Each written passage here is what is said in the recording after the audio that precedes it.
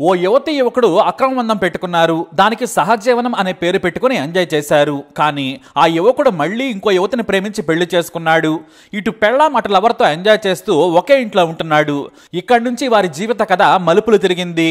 మోసం, కుట్ర, హత్య, అక్రమబంధం, ఆత్మహత్య ఒకటేంటి, నేరాలు ఘోరాల్లో ఉన్న దారుణాలన్నీ కూడా వీరి జీవితాల్లోనే ఉన్నాయి. ఈ కథకు మూలం స్వాతి అనే అమ్మాయి. ఈమెది భూపాలపల్లి, వయసు 32. అయితే 6 ఏళ్ల క్రితం కొత్తగూడెంలోని ఓ ప్రైవేట్ స్కూల్లో ఆయాగా పనిచేసేది. ఈమె భర్త 6 ఏళ్ల క్రితమే చనిపోయాడు. తనకు దిక్కుమొక్కు లేదని పనిచేసి బతికేందుకు కొత్తగూడెం వచ్చింది. ఆమె భర్త అనారోగ్యం కారణంగా ఆమె రోడ్డున పడింది. దీంతో స్కూల్లో పనిచేస్తూ కాలం వెళ్లదీసేది. ఇక అదే స్కూల్లో పనిచేస్తూ ఉండగా పీఈటీగా పనిచేస్తున్న బానోతు భద్రం పరిచయం అయ్యాడు. అది కాస్త ప్రేమగా మారింది. ఇద్దరూ కలిసి సహజీవనం చేయడం మొదలు పెట్టారు. అయితే ఈ భద్రం ఒకవైపు స్వాతితో సహజీవనం చేస్తూ ఉన్నాడు. కానీ అతనికి నందిని అనే యువత అంటే ఇష్టం. ఆమెను ప్రేమిస్తున్నానని వెంటపడ్డాడు. నందినితో ప్రేమ పాఠాలు పాడుకున్నాడు. ఆమెతో ప్రేమలో పడ్డ భద్రం ఇటు స్వాతిని కూడా వదిలిపెట్టలేదు. నందినితో ప్రేమ, స్వాతితో శృంగారం తెగ ఎంజాయ్ చేయడం మొదలు పెట్టాడు. చివరకు నందిని ఒత్తిడి చేయడంతో ఆమెను పెళ్లి కూడా చేసుకున్నాడు. ఆ తర్వాత వారికి ఓ కొడుకు కూడా పుట్టాడు. కానీ స్వాతిని మాత్రం వదిలిపెట్టలేదు. చివరకు స్వాతితో అక్రమబంధం గురించి తెలియగానే ఆమెను ఇంటికి తీసుకొచ్చేశాడు. ఎందుకంటే ఆమె కొంత డబ్బు ఇచ్చింది, ఆర్థికంగా కూడా తోడుంటుంది. ఇక ఆమె ఖర్చులు ఆమెవేనంటూ స్వాతిని జులూరుపాడు మండలం మాచినేనిపేట తండా నుంచి తన ఇంటికి తీసుకొచ్చాడు. పెళ్ళాన్ని ఎలాగోలా కన్విన్స్ చేశాడు. ఇంట్లో ఇల్లాలు, వంటింట్లో ప్రియురాలు సినిమాలోనైనా కాస్త తేడా ఉంది. కానీ మనోడు ఏకంగా రియల్ గానే ప్రియురాలని కూడా ఇంట్లోకి తీసుకొచ్చేశాడు. ఇంట్లోనే పెళ్ళాం ప్రియురాలని సెట్ చేసుకున్నాడు. కానీ ఇద్దరు పెళ్ళాలే ఎక్కడా కలిసి ఉండరు. మరి పెళ్ళాం అతని ప్రియురాలు కలిసి ఉంటారనుకోవటం పొరపాటు. మరోవైపు నందినిని ప్రేమగా చూసుకునేవాడు భద్రం.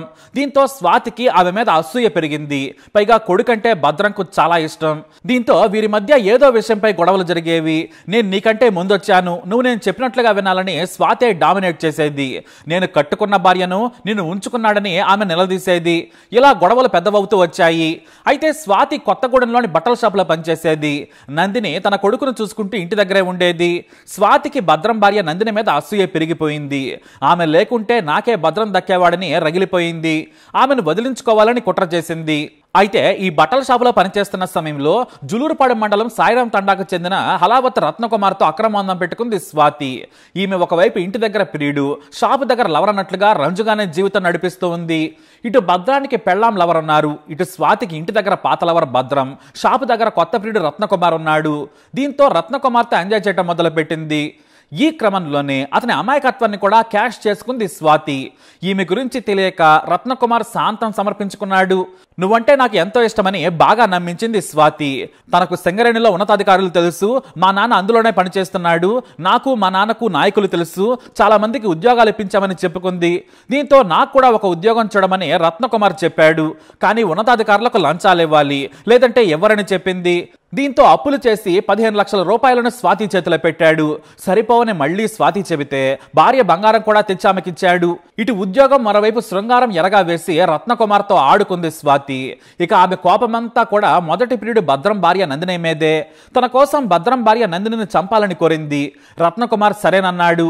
ఇక భద్రం ఇంట్లో లేడని, నందిని ఒకతే ఇంట్లో ఉందని తెలుసుకున్న స్వాతి తన ప్రియుడు రత్నకుమార్ని పంపించింది.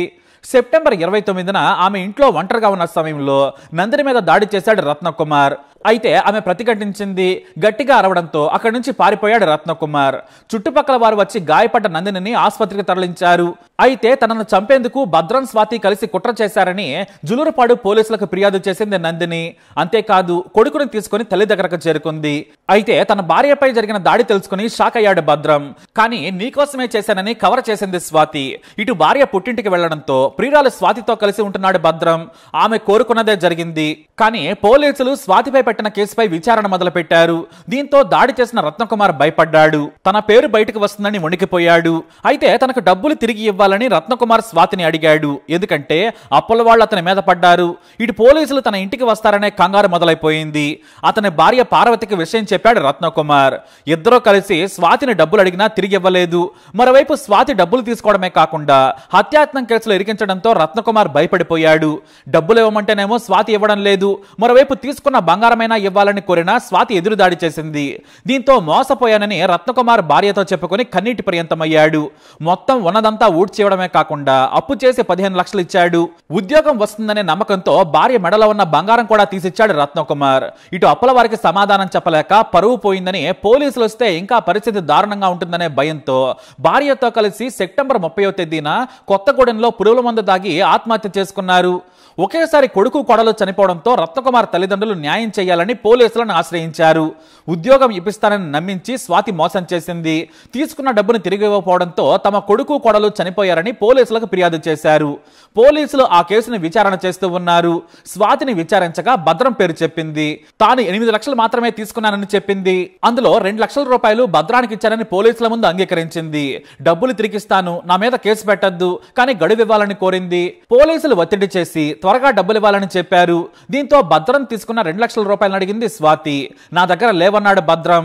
ఎప్పటికిప్పుడు 2 లక్షలు ఎక్కడి నుంచి తెచ్చిస్తాను, నా దగ్గర లేవు, నువ్వే ఇచ్చుకోమన్నాడు. దీంతో స్వాతికి భద్రానికి డబ్బుల విషయంలో గొడవలు వచ్చాయి. ఇక సమయం దగ్గర పడడంతో చేతికి డబ్బులు రాలేదు. తాను వేరే వారికి ఇచ్చిన సొమ్ములు కూడా రాలేదు. మరోవైపు పోలీసులు విచారణకు పిలుస్తున్నారు. ఏం చేయాలో తెలియక భయంతో పురుగుల మందు తాగింది స్వాతి. అయితే చుట్టుపక్కల వారు గమనించి ఆమెను ఆసుపత్రికి తరలించారు.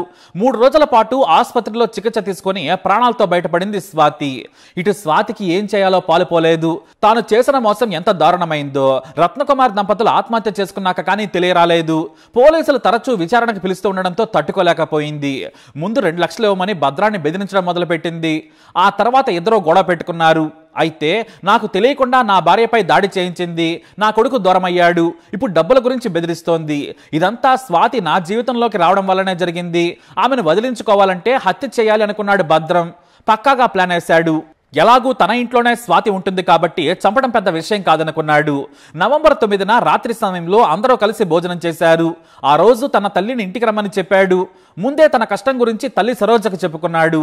స్వాతిని చంపేందుకు సాయం చేయాలని, ఈ కష్టాల నుంచి బయటపడాలంటే ఇదే మార్గమని బ్రతిమలాడాడు. దీంతో తల్లి సరోజ సరేనంది. రాత్రి సమయంలో అందరూ పడుకున్నారు. స్వాతి గాఢ నిద్రలోకి జారుకున్న తర్వాత పదునైన కత్తి తీసుకుని తల మీద నరికాడు. ఆ తర్వాత మెడ మీద ఒక్క వేటు వేశాడు. అంతే, స్వాతి నిద్రలోనే చనిపోయింది. ఆ తర్వాత మృతదేహాన్ని ఓ గోనె సంచిలో కుక్కాడు. తల్లి సాయంతో ఇల్లునంతా శుభ్రం చేసేశాడు. ఆ తర్వాత రాత్రి సమయంలో తల్లిని కూడా తీసుకొని తమ పత్తి చేల్లోకి వెళ్ళిపోయాడు. అక్కడ అర్ధరాత్రి గొయ్యి తీసి అందులో స్వాతి మృతదేహాన్ని పాతి పెట్టేశాడు. అదే రోజు రాత్రి ఇంటికి చేరుకొని నిద్రపోయారు. ఇక ఇంటిని శుభ్రం చేసుకుని ఇంట్లోనే ఉండటం మొదలుపెట్టాడు భద్రం. అయితే ఆత్మహత్య చేసుకున్న రత్నకుమార్ తల్లిదండ్రులు న్యాయం చేయాలని ప్రతిరోజు పోలీస్ స్టేషన్ చుట్టూ తిరుగుతున్నారు. డబ్బుల గడువు ముగిసింది. మరోవైపు స్వాతి ఫోన్ ఏమో కలవడం లేదు. దీంతో భద్రంకు ఫోన్ చేసిన పోలీసులు స్వాతిని తీసుకుని స్టేషన్కు రావాలని చెప్పారు. కానీ పోలీసుల దగ్గరకే వెళ్లిన భద్రం స్వాతి ఇంట్లో నుంచి వెళ్లిపోయింది, 3 రోజుల నుంచి కనిపించడం లేదు, బహుశా డబ్బులు ఇవ్వడం లేక పారిపోయి ఉంటుందని కహానీలు అల్లాడు. కానీ అతని మాటలను పోలీసులు నమ్మలేదు. ఎప్పుడు వెళ్ళిపోయింది, ఎప్పుడు చివరిసారి మాట్లాడుకున్నారని తమదైన శైలిలో విచారణ చేయడంతో కన్ఫ్యూజ్ అయిపోయి అబద్ధాలు చెప్పాడు భద్రం. చివరకు నువ్వే ఏదో చేశావు, స్వాతిని ఏం చేశావో చెప్పు, లేదంటే తీవ్రమైన పరిస్థితులు ఉంటాయని హెచ్చరించడంతో తానే చంపానని నింపాదిగా ఒప్పుకున్నాడు భద్రం.